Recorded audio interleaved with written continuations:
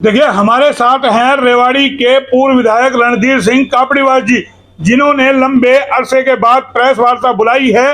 लेकिन HR news के भी कुछ सवाल होंगे, लेकिन पहले हम जानेंगे कि कापड़ीवास जी ने आखिर प्रेस वार्ता बुलाई है तो उसका क्या मकसद है और क्या वजह है, क्यों प्रेस वार्ता बुलाई है। पहले एक बार इन्हीं से जानेंगे। जनाब, आपने प्रेस वार्ता बुलाई है, आज क्या टॉपिक है? आज ये प्रेस वार्ता इसलिए आवश्यक हो गई कि जो आज रेवाड़ी की स्थिति हो गई है वो दयनीय है, नरकीय स्थिति है। और यहाँ उसका कारण है कमजोर नेतृत्व। और कमजोर नेतृत्व काम करने के लिए कमजोर है, विकास के लिए कमजोर है, लेकिन रगड़ा लगाने के लिए, फ्रॉड करने के लिए, प्रॉपर्टी की दलाली करने के लिए वो डाउन की भूमिका में है।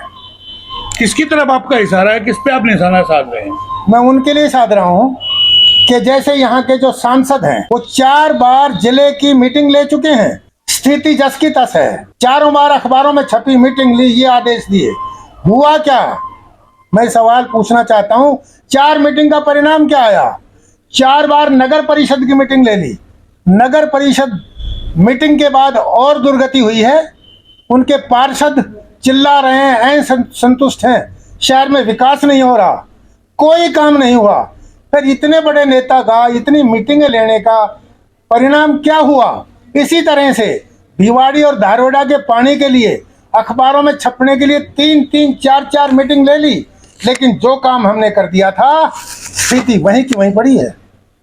और रेवाड़ी का विकास की अगर बात करें तो इनके 40 साल के राज में दूसरे विधायक और उसके पिताजी के 40 साल के राज में जितना काम हुआ वो मेरे 5 साल के राज में जो हुआ वो किसी से छुपा नहीं है।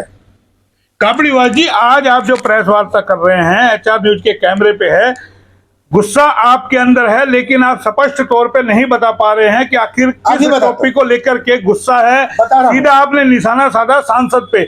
आप भी विधायक यहाँ के रहे हैं, ऐसी क्या नाराजगी है जो इस सरकार में कार्य नहीं हो रहे? मैं बता रहा हूँ, लेकर के गुस्सा आप एक ये जो आज का मेन टॉपिक था वो है कि सरकार के कुछ अधिकारियों ने सरकार से छुपा के हमारा सैनिक स्कूल जो अपने स्थान पर ट्रांसफर हो गया पाली गोठड़ा में, वो सीनियर गर्ल्स सेकेंडरी स्कूल में चल रहा था, तो वो जगह खाली हो गई। आज से 1 साल पहले मैं मुख्यमंत्री जी से मिला था, मैंने यही मांग की थी, लिख के दी थी कि ये बिल्डिंग खाली हो रही है। खाली होने के बाद हमारा बॉयज़ कॉलेज जो सीनियर सेकेंडरी स्कूल में चल रहा है, वहाँ सीनियर सेकेंडरी के बच्चे भी दुख पा रहे हैं और कॉलेज पूरी तरह से नहीं चल रहा। इसलिए ये जब तक वैकल्पिक व्यवस्था बिल्डिंग और ज़मीन की नहीं हो जाती तब तक इस कॉलेज को खाली हुई बिल्डिंग में आप वहाँ चालू कराइए। सीएम साहब ने कहा, कापड़ीवास जी बहुत अच्छा सुझाव है, और खुद ही सीएम साहब ने डीसी साहब को फ़ोन करके ये कहा कि इसकी प्रपोजल बनाओ और ये ठीक सुझाव है इनका, और खुद भी नोट कर लिया था। उसके बाद क्या हुआ, अधिकारियों ने क्या गेम खेला है, कितना बड़ा स्कैंडल हुआ, वो बड़ा दुखदायी है। तो इसका आज मैं विधायक नहीं हूँ, मैंने ये बॉयज़ कॉलेज बनवाया था, मुझे पीड़ा है इस बात की, लेकिन आज जो जिम्मेवार लोग हैं, विधायक हैं या सांसद हैं, आखिर वो क्या कर रहे हैं? उनका कोई दायित्व तो नहीं है। और किसको दिया है ये?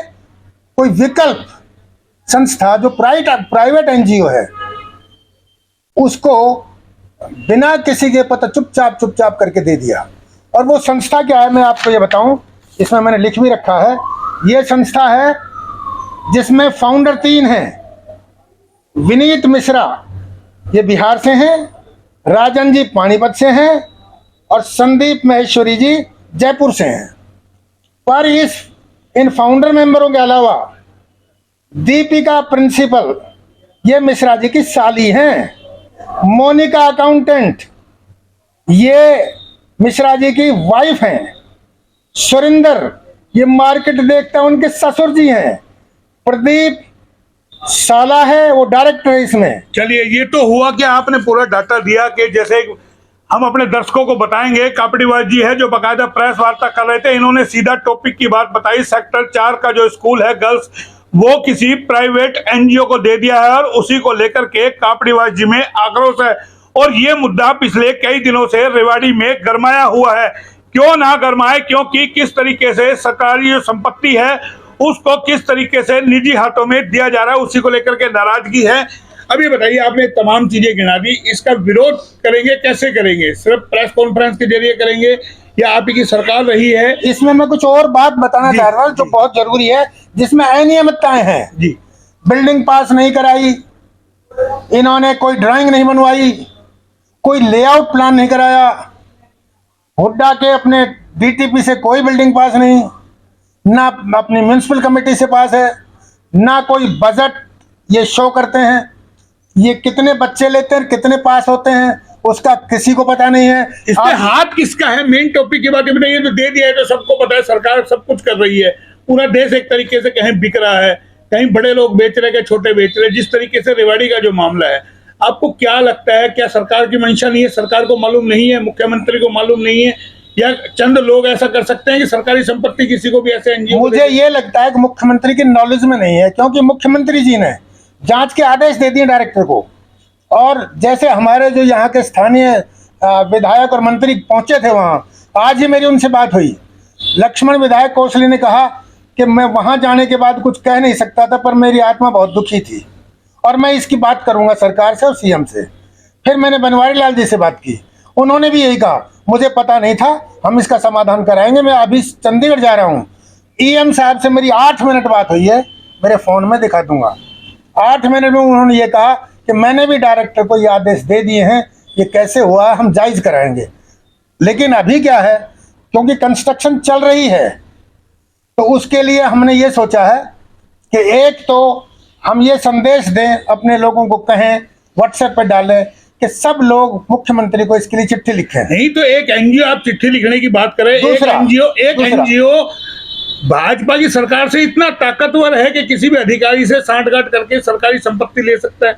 अब वो ताकत तो नहीं, ताकत तो हम ये दिखाएंगे कि हम अपने साथियों के साथ, अपने नागरिकों के साथ, शहर के लोगों का साथ लेके, विश्व हिंदू परिषद का साथ लेके, आप पार्टी का, कांग्रेस, सबका साथ लेके हम वहाँ जाएंगे और इस कंस्ट्रक्शन को रुकवाएंगे। गेट से ना मटेरियल जाने देंगे, ना बाहर आने देंगे, ये रुकवाएंगे। और बच्चे जो उनके पढ़ते हैं वो अपने जहाँ चल रहा है वहाँ चलता रहे, लेकिन कम से कम हमारे सरकारी शैक्षणिक संस्थान में वो डिस्टर्बेंस ना करे, ये अधिकार हम उनको नहीं देंगे। तो आपको लगता है आप सरकार से लड़ पाएंगे? इतनी बड़ी जो सरकार खुद देने को तैयार है, सरकार की नॉलेज में नहीं है। आप कहते हैं कि भाई एनजीओ कितना बड़ा है, मेरा सवाल ये कैसे दे दिया होगा बिना सरकार की मिली भगत के? कोई एक गज जगह नहीं ले सकता, वहाँ पूरा स्कूल का स्कूल एनजीओ को दे दिया गया। आपको नहीं तो ऊपर लेवल तक सबके कहीं ना कहीं साठगांठ है। मेरे भाई, सरकार को भी अधिकार नहीं है कि शिक्षण संस्थान में किसी एनजीओ को दे दे। तो फिर कौन दे रहा है उसको? ये सारे आईएएस लेवल पे, ऊपर के अफसरों के लेवल पे ये गोलमाल हुआ है। तो ब्यूरोक्रेसी सरकार पे हैवी है। ये ठीक है। इसी के अलावा एक ब्रास मार्केट का मामला आ रहा है, वहां भी जमीन का देख रहे हो, वो भी आ रहा है।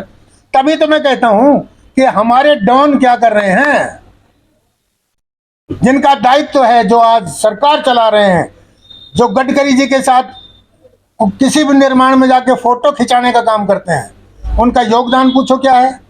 मार्केट, ब्रास मार्केट में क्या योगदान है, क्या कर रहे हैं वो, और जो गड़बड़ हो रही है उनमें क्या कर रहे हैं, और जो ये भूमाफिया एक्टिव है रेवाड़ी में, वो किसके संरक्षण में है?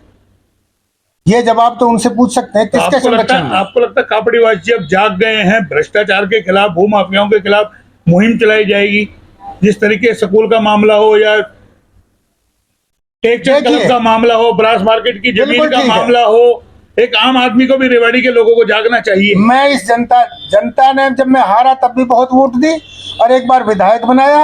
अब क्योंकि मैं उम्र दराज हूं, तो ये मेरा दायित्व बनता है कम से कम ऐसी भूमिका में जरूर रहूं जहां आवाज तो उठे, बात पहुंचे, चोर को चोर, भ्रष्टाचारी को भ्रष्टाचार कहने की ताकत कोई तो रखे। कोई तो रखे, और ये रख सकता है रेवाड़ी का वो बब्बर शेर।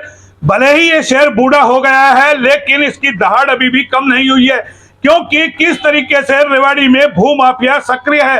एक के बाद एक मामले सामने आ रहे हैं, कैसे लोगों का जमीर मरता जा रहा है, और चंद जमीन के टुकड़े के लिए किस तरीके से भ्रष्टाचार में ऊपर से नीचे तक सब कुछ धंसा हुआ है। जरूरत है रेवाड़ी के उन लोगों को जागने की जो कहते हैं रेवाड़ी हमारी जन्म स्थली है। तो जाहिर है रेवाड़ी को बचाने के लिए विधायक जी की तरह जिस तरीके से कापड़ीबाजी जगह है उनकी तरह एक एक लोगों को सड़कों पे उतरना पड़ेगा। नहीं ये मुट्ठी भर माफिया रेवाड़ी को निकल जाएंगे और उसके बाद नंबर आएगा आप लोगों के घरों का, आप लोगों के बच्चों का, आप लोगों को जमीनी जायदाद का। जाहिर है जिस तरीके की सक्रियता भू माफियाओं की बढ़ी है वो बता रही है कि जमीन को लेकर के किस तरीके से लूट खसोट का खेल चला हुआ है और कापड़ीबाजी ने इसकी मुहिम यहां से चला दी है। बाकायदा आंदोलन किया जाएगा और तमाम राजनीतिक पार्टियों को साथ लिया जाएगा।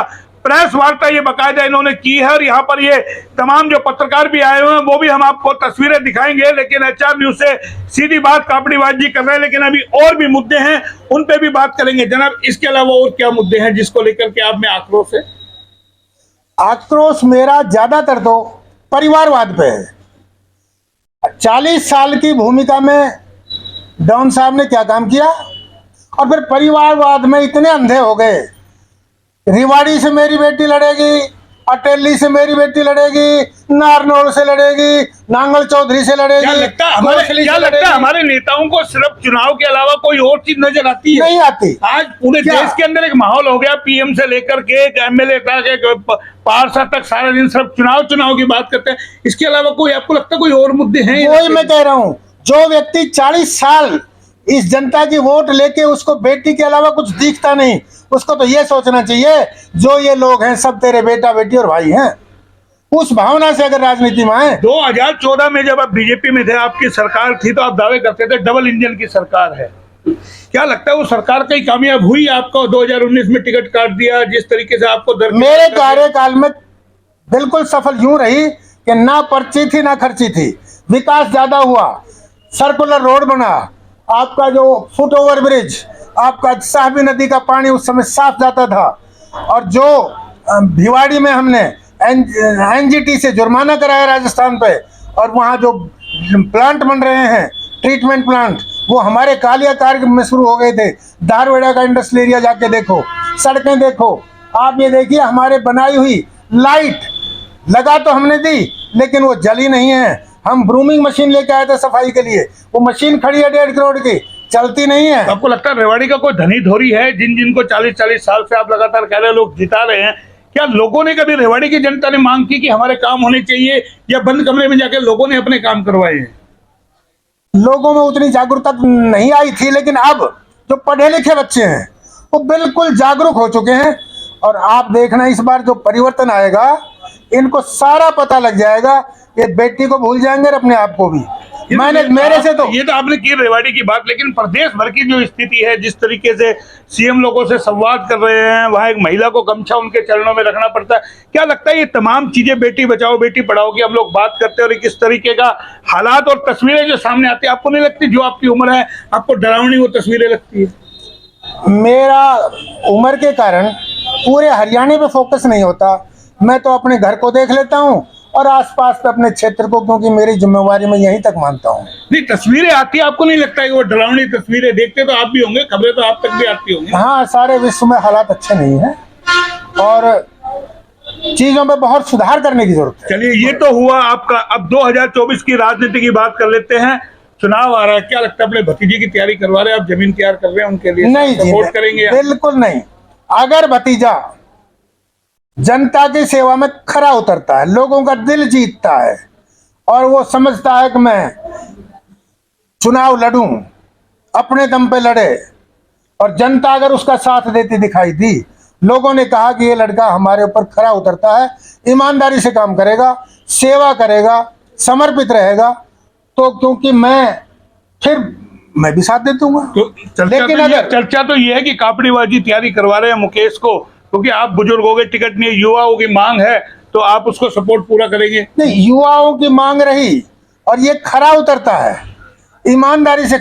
मैं ये नहीं चाहूंगा कि जो पूरे जीवन में तपस्या करके मैंने ईमानदारी का जो लेवल लगा है, जो मेहनत और काम करने की जो एक छाप लगी है, वो एक बच्चे को थोपने के साथ वो सारी खत्म हो जाए, ये मैं नहीं चाहूंगा। जनता को क्या संदेश देंगे? साथ जुड़े या अभी आपके भतीजे की परीक्षा ले?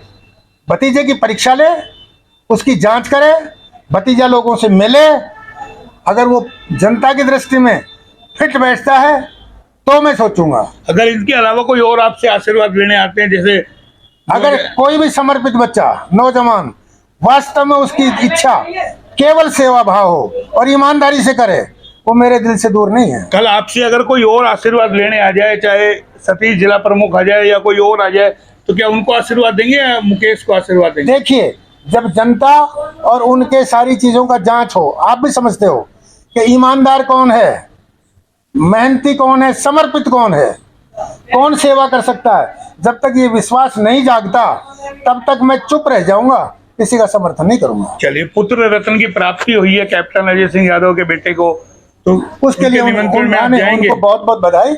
मेरे पास कोई निमंत्रण नहीं आया है और मैं उनको बधाई देता हूँ। लेकिन निमंत्रण तो पूरे शहर में दे रहे हैं, जगह जगह गाँव में दे रहे हैं, तो कापड़ीबाज जी को निमंत्रण तो भी आएगा, ऐसा तो हो नहीं सकता नहीं है।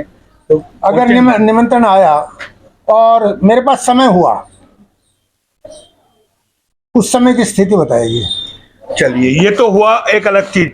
कापड़ीबाजी, जिस तरीके से उम्र का आपका पड़ाव है और जिस तरीके की अब राजनीति सामने आ रही है, आपको लगता है जिस तरह की आपने राजनीति करी उससे बिल्कुल उलट राजनीति की तस्वीरें सामने? ये सच है, ये सच है। वो प्यार, वो समर्पण, वो विश्वास नहीं रहा। आप रेवाड़ी के लिए लड़ते रहे और जिस तरीके की आज रेवाड़ी की हालात और स्थिति है, जिससे आपने प्रेस वार्ता से शुरुआत किया, जमीनों को हड़पा जा रहा है किस तरीके से, चाहे टेकचंद क्लब हो, चाहे शिशुशाला स्कूल हो, और अब ब्रास मार्केट का मामला, और अब ये एनजीओ वाला मामला, क्या लगता है सरकार ने बिल्कुल आंख मीच करके सब कुछ कर दिया कि रेवाड़ी को कोई भी लूटो? एक हालात और स्थिति ऐसी बन गई कि बाबा बैठा पेड़ पे अपना गमछा लटकाए, जिसको जितनी जल पे फड़ फड़ लीजिए, वो वाली स्थिति में मैं ये कहता हूँ, सरकार क्या है, ये नुमाइंदे अपने आप में सरकार हैं। रेवाड़ी की सरकार म्यूनसिपल कमेटी है। जब मैं विधायक था तो मैं यहाँ की सरकार था। आपको ध्यान होगा, मैंने प्रेस कॉन्फ्रेंस में ओपनली ये कहा था कि रेवाड़ी में भ्रष्टाचार नहीं होने देंगे। अगर किसी के साथ भ्रष्टाचार होता है और किसी का काम रुकता है, भाई रिश्वत दे के अपना काम निकलवा लो, मुझे आके बता दो, जितने पैसे तुम्हारे लगे मेरे से ले जाओ, हम उनसे रिकवर करेंगे। आपको इन तमाम मामलों में, ब्रास मार्केट का मामला है, जिस तरीके से करोड़ों रुपए की बेशकीमती जमीन है उसको हड़पने की, जो उनमें आप लोगों को कोई नाम सामने आए? ऐसे कौन लोग हैं जो जमीन को हड़पना चाहते हैं? ना, मेरे पास कोई नाम नहीं आया है, क्योंकि मैं सत्ता में नहीं हूं। पर ये जो लोग परिवारवाद की राजनीति में फंसे पड़े हैं, व्यक्ति को पूरे हरियाणा में स्थापित करना चाहते हैं, उनको रेवाड़ी का ही नहीं पता। इन मुद्दों पे जनप्रतिनिधि क्यों आंख मूंद के बैठ जाते हैं? क्या उनको रेवाड़ी से रेवाड़ी की पैदाइश नहीं है? मैं पूछ रहा हूं। मातृभूमि नहीं है उनकी, जमीन को कोई हड़प रहा है, कोई माफिया आकर के हड़प ले, कोई कर ले, इस तरीके से नहीं लगता जनप्रतिनिधियों को सड़कों पे आना चाहिए, आंदोलन करना चाहिए? जनता चुन के भेजती है, किस उम्मीद पे जनता इनको चुन के भेजती है? क्या ये पैरवी करेंगे? कैसे करेंगे? डॉन का काम है प्रॉपर्टी डीलिंग में संलिप्त होना और प्रॉपर्टी डीलरों को संरक्षण देना, और वो कर रहे हैं। तो यहाँ तो दो ही घरानों ने राज किया, कोई तो बोले। अब बोलेंगे वो जिन्होंने हमारे जैसे थोड़ा जो राजघराने नहीं हैं और जो जनता के प्रति समर्पित हैं, और जिन्होंने चुनाव भी लड़ा, हारे भी, एक बार जीता भी, तो समर्पित भाव से काम किया, और बाहर रह के भी वही काम कर रहे हैं जो करना चाहिए। वही काम कर रहे हैं समर्पित होकर के। तो ये कापड़ीबाजी थे जिन्होंने बकायदा HR न्यूज से बात की है, प्रेस वार्ता यहाँ पे की है। तो जाहिर है रेवाड़ी का जिस तरीके से आज हालात और स्थिति है, रेवाड़ी ही क्यों कहें, देश के हर हिस्से में कमोवेश इस तरीके की स्थिति है कि भू माफिया कैसे सक्रिय है। लोगों से कमा के नहीं खाया जा रहा है, हराम का माल कई लोगों को आदत पड़ गई है कि हड़पिए खाइए। और सवाल ये उठता है, क्या मरने के बाद कोई उस जमीन को अपने साथ लेकर के जाएगा? और दूसरा सवाल ये है, क्या वो जनप्रतिनिधियों की आंखों में मिर्च डली हुई है, उनको शहर की स्थिति नहीं दिखती? किसी एक को शर्म आती है, लेकिन सवाल यह है कि जब शर्म नहीं आती तो किस तरीके से भूमाफिया सक्रिय होंगे और रेवाड़ी का ये हाल होगा? क्या आम जनता को जगना पड़ेगा, या फिर जिन जनप्रतिनिधियों को ये जनता चुनती है वो उस लायक है, या अब उनको जवाब देने का वक्त आ गया? क्योंकि एक नई पीढ़ी तैयार हो गई है। जैसा कापड़ीबाज जी ने बताया कि आज की और दशकों पुरानी राजनीति में कितना अंतर आया, जाहिर है नई जनरेशन जो आई है वो बदलाव जरूर करने के मूड में होगी, क्योंकि इतने सालों तक रेवाड़ी में कुछ नहीं हुआ और अब जो स्थिति आ रही है, कैसे जमीन को हड़पने की कोशिशें की जा रही है, आने वाले दिनों में शायद आप लोगों के घरों भी नहीं बचेंगे, आपके घरों पर भी कब्जा होगा, क्योंकि भू माफियाओं को सिर्फ जमीन चाहिए। आपको हमने कापड़ीवाल जी का इंट्रो दिखाया, फिर आएंगे किसी और खबर पे, तब तक के लिए नमस्कार।